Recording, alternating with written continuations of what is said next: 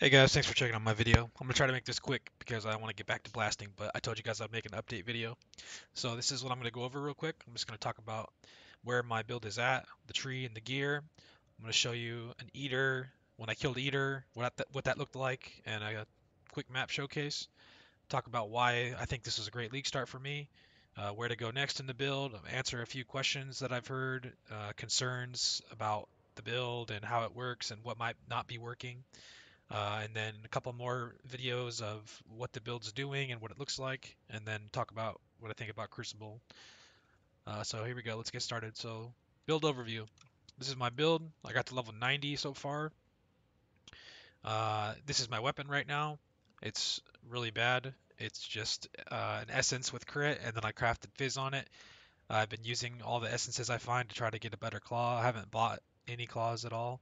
I just hit this one, which is got a nice attack speed roll on it. It's basically the same exact claw, except it has an attack speed roll. So I'm going to craft Fizz on this. I'm probably going to buy an Exalted Orb, and then craft the higher tier Fizz roll on it.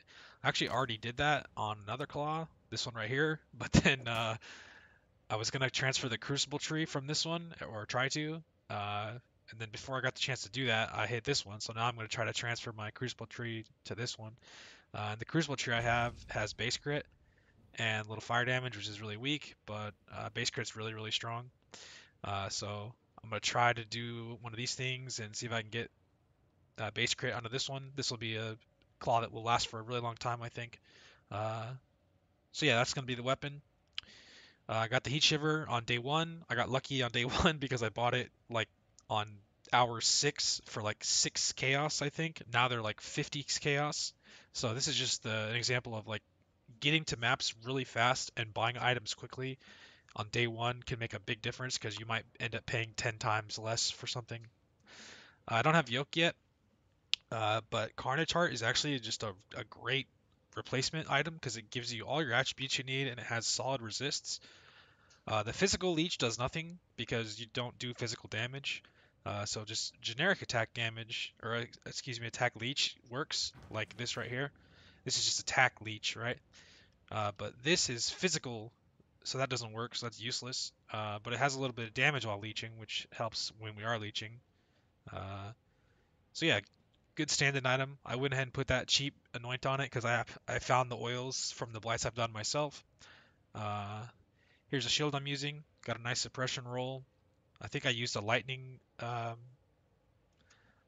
resist essence on this. I've been farming essences, so I've been able to accumulate some.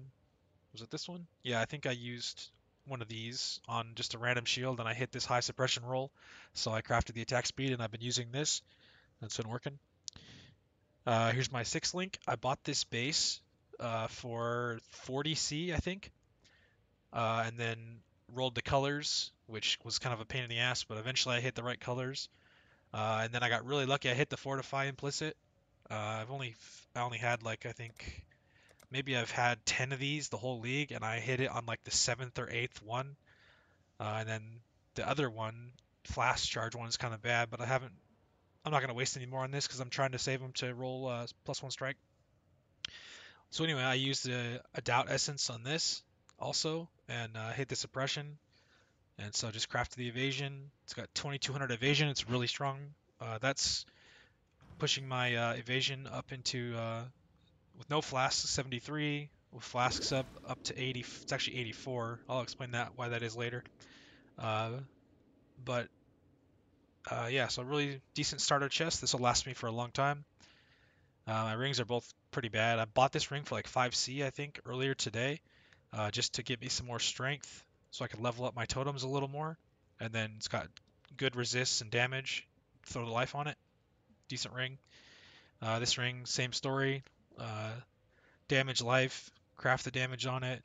Little accuracy, which I don't really need the accuracy, but it helps, I guess. Uh, these gloves are really, really bad, but that's what I got for now. Just use them to solve my resist problems. Bad life, bad damage, basically. I had Intimidate on these earlier, but I rolled over it because I was hoping to hit +1 strike. So now I ran out of embers, so now I'm stuck with just Extinguish, which is pretty useless. But eventually I'll switch to a different pair of gloves, maybe these ones. These ones are a little better, unless I can sell them and get some money. But um, these ones are okay. I might use these ones. This belt is bad. I'm probably going to replace this. Maybe my next item I replace. Uh, life, strength, resist, craft some damage. Uh, crappy jewel. I bought this for 1C, I think. Flat damage, a little bit of int.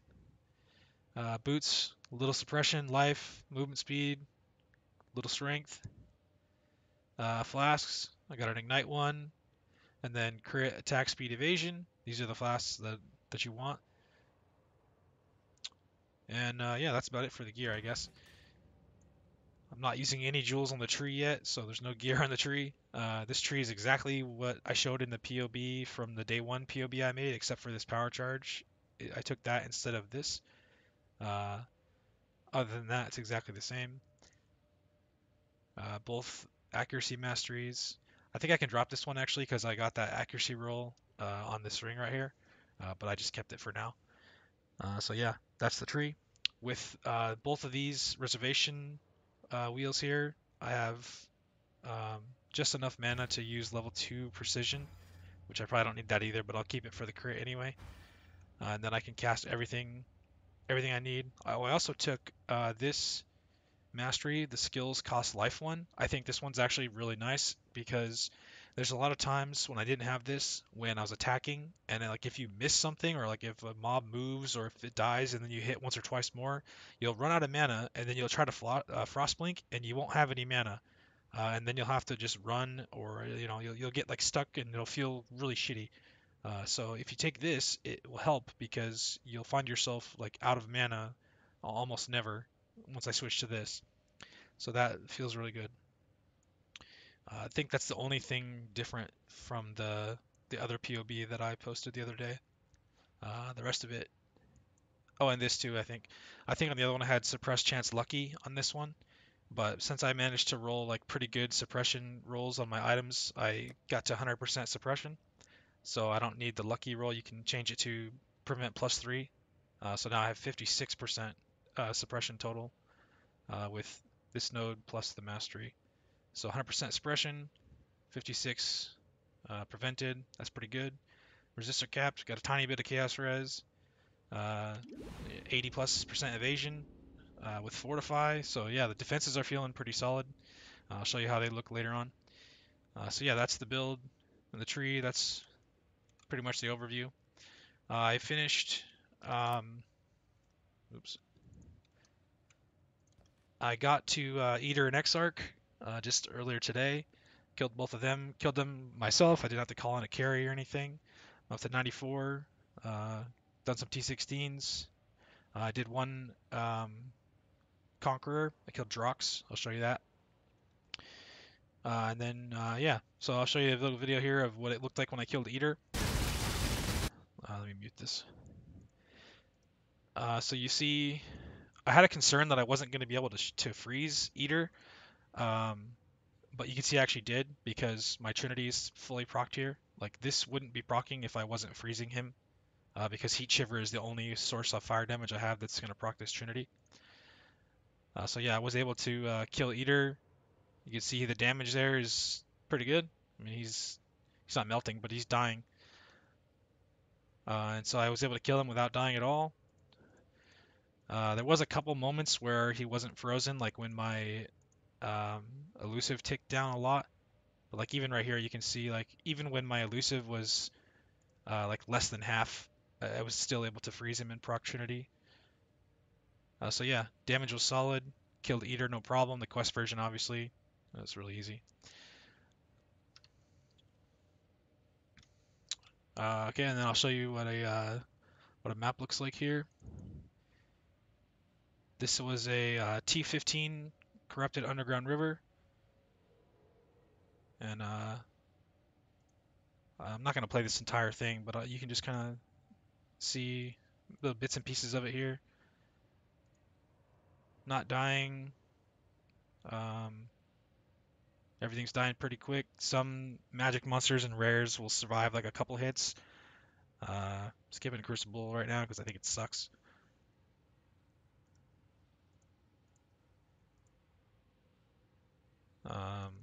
accidentally clicked on that ritual. I didn't even want to do it, so I got stuck in it.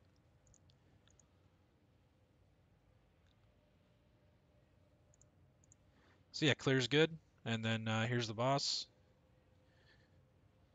You can see boss dies real quick too. It's a phased boss, unfortunately. Then he comes back down, and there you go. There's the boss damage. It's pretty good.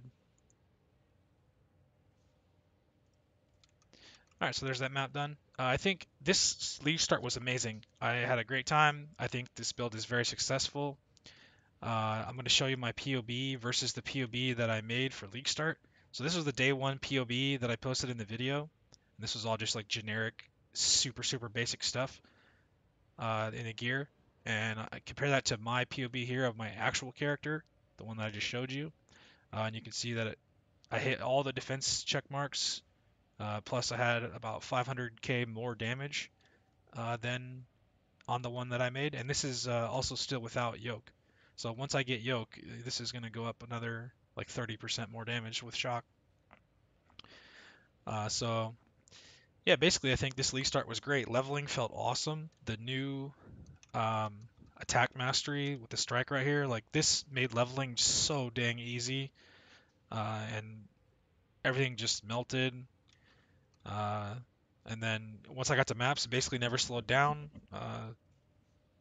Great League Start in my opinion. Alright, so here's what we're going to do next. Get yoke. I don't have yoke yet because I'm poor and like I haven't found one single divine orb yet.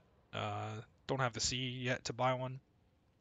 But that'll be my next purchase as soon as I can farm it. And then I'll get a lethal pride after that probably. Because the lethal pride is just such an insane node, and like even if I get, no matter what it is, like any lethal pride here is going to be good because it's going to solve your strength problems. So even if you get like all useless notables, which is pretty unlikely, you'll probably get something good. But even if you get nothing good, a lethal pride is still good to have because it's going to give you like 100 strength and it's going to solve your attribute issues. And that's going to just give you a lot of flexibility when you're like upgrading your pieces because you're not going to need like this strength. I'm not going to need that strength anymore, and it's just going to make your build a lot easier. So Lethal Pride is important. Legacy of Fury, Circle of Fear, like the rest of the stuff beyond that is getting like into the pretty like medium to high budget range where it's like just get it whenever you can, or even if you don't even want to, maybe you want to move on to a different build, play like a second build, or just farm with what you got and get some currency. Another thing is I would focus on getting a better claw because claw is like pretty critical for this build. But this one that I've got right here is actually going to be pretty nice. I'll probably stick with this one for quite a while. Getting a Storm Rider cluster I think is really important because power charges is like one of the weak points for the build right now. Because relying only on Assassin's Mark for power charges doesn't feel great because you have to kill rares basically to get power charges. So when you're fighting bosses, you don't have any power charges, and when you're mapping, you do sustain them for the most part after you kill a few rares.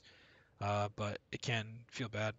But Storm Rider will fix that because once you get Storm Rider, as long as you have yoke, that is, you have to shock to do it. So once you get yoke and you're shocking, then as soon as you shock, you're just going to get power charges for free. So that's going to solve that issue. Another thing about Assassin's Mark and power charges is you'll notice sometimes when you kill a rare, you're not going to get a power charge from it. And you're going to be like, well, what the hell? It says 100% chance to gain a power charge, right? But the reason you're not getting a power charge is because of mark on hit support, which you see it says reduced effect of marks. So you don't actually have a 100% chance to get a power charge. You only have about 80. So every like fourth rare that you kill or so, you're not going to get a power charge from it. So that's why that is, if you're wondering. And then also, if you ever run maps that have like reduced curse effect, um, oh, I'm gonna sell that for sure. If you run a map with like reduced curse effect and your curse effect goes down to like nothing, you're not going to get any power charges at all, and that actually sucks. That's a nice little +1 cold amulet. So keep that in mind when you're rolling your maps. If you roll like a reduced curse effect, you're not going to have any power charges, and then you're not going to have any crit. Um, I can't really pause this because I do all my videos in one take, so hopefully this guy shows up so I can trade him. In the meantime, I'll try to move on. Um, What's next? Crit lacking. Power charges is really big for crit. So if you're thinking that your build doesn't crit enough, you need to fix your power charge issue by either eventually getting Storm Rider or by just like taking care to like kill rares in a like sequence that keeps your power charges up. Um, Another thing that's going to help fix your crit is flasks. If you don't have a crit flask like this one and you don't have a crit roll as a suffix, that's going to make a huge impact also. So make sure you have a crit flask and make sure you have a crit suffix on one of your flasks. And that's pretty big. That's about, oh, and base crit. Like if you can get a base crit Crucible notable, that's going to make a huge difference too, especially if you don't have any crit rolled on your claw. So that's some ways you can fix your crit. Gems, Ice Bite has freeze chance on it, so if you're like struggling to freeze to get your Heat Shiver to proc, and you're using added cold, switch it to Ice Bite, and that will help maybe a little bit. Uh, if you do that though, I would definitely make sure you have the Frenzy nodes, like this one and this one. I don't even have this one yet because I'm dumb, but get both the Frenzies if you're going to use Ice Bite, because Ice Bite scales damage based on Frenzy charges. Steel Skin, I like to use it at 6 and 13. It doesn't do a whole lot, but this takes 900 damage to proc, and it gives you a buff of almost 900. So it's just enough cushion there to kind of make a difference. And your build does not have very much life, so that 800 damage can keep you alive. Ancestral Totem Order here. So something that most people probably have never thought about. When you put down your totems, okay, they do damage, right? They give you a buff, but they also do damage themselves, right? And so if you look here, Ancestral Protector does 174k, and Ancestral War Chief only does 142k. Okay, so Ancestral Protector does more damage than Ancestral War Chief. The reason that matters is because when you use multi-totem setup, you get two totems of whichever the last totem you put down is. So you see, like, you put down your War Chief, you get two, and then you put down your Protector, you get two. So because Ancestral Protector does more damage than Ancestral War Chief, you want to cast War Chief first and then cast Ancestral Protector when you're fighting a boss. Because then you'll still get both of the buffs from both the totems, but then you'll have two Protectors down and only one War Chief down, which will net you more DPS. It's not huge DPS, but it's enough to maybe matter. Excuse me. So, okay, Elusive. Elusive gives you a huge defensive buff that I didn't talk about in any of my other videos that I should have, because I forgot. But you actually get a chance to avoid taking damage from hits from Elusive. I don't think it shows it. It actually does right here. Elusive grants you 15% chance to avoid all damage from hits. And that's even more with all your increased elusive effect. You get more than that. So like 16% is your average. Average elusive is going to give you 16% chance to avoid. So that's basically like free dodge from all hits. But when your elusive is like freshly procced and it's high, like say it's at like 175 or so, you'll see that number goes up to 25 plus closer to 30%. So that's a huge defensive layer. Like so, for any reason, if you're not using Nightblade and you don't have elusive yet in your setup, get it in there because elusive is just insanely strong. If your evade doesn't match in POB, the reason is because of the mark mastery. So if you look in game here and you're looking at your evasion and you're like, oh, I have 82% chance to evade, but then you look in POB and it shows you have 84% chance to evade. The reason is because of this mark mastery here that says, or mark node that says enemy has reduced accuracy. So reduced enemy accuracy will give you higher chance to evade. And you can see that right here in POB, 10% reduced from that node. So if you're wondering why your numbers don't match up, that's the reason why. Okay, a couple more little clips. I'll show you what it looked like when I fought Drox. Um, when he spawns here, you see I didn't proc Trinity like immediately, but then as soon as my Nightblade procs, I talked about this in my other video when I talked about damage ramping. So as soon as my elusive procs, you see my other two trinities proc, but not the cold trinity. And then as soon as the Nightblade elusive procs, you can see he gets frozen and your trinity procs. Uh, and this is I'm not using southbound here either. Like I considered putting on southbound just to make sure I was freezing, but I didn't need it. I wasn't wearing southbound on any of the videos that I showed you on Eater or Exarch or anything. So you can see he goes down quick. I'll show you the rest at the end. And there you can see his health's going down nice and fast. So that's pretty consistent with about this 3 million DPS number or 3.5 million DPS number. So yeah, feels pretty good. Build's performing very nicely.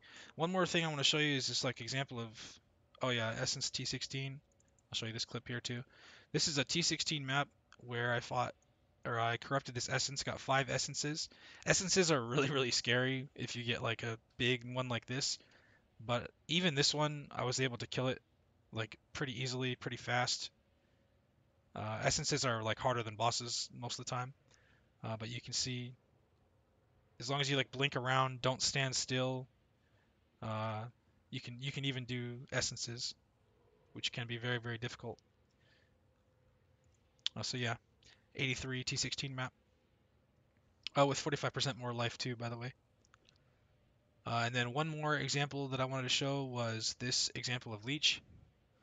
So in this uh, dig map here, which is another T16 map, I was fighting this boss and I got kind of stuck in this um, like tornado stuff.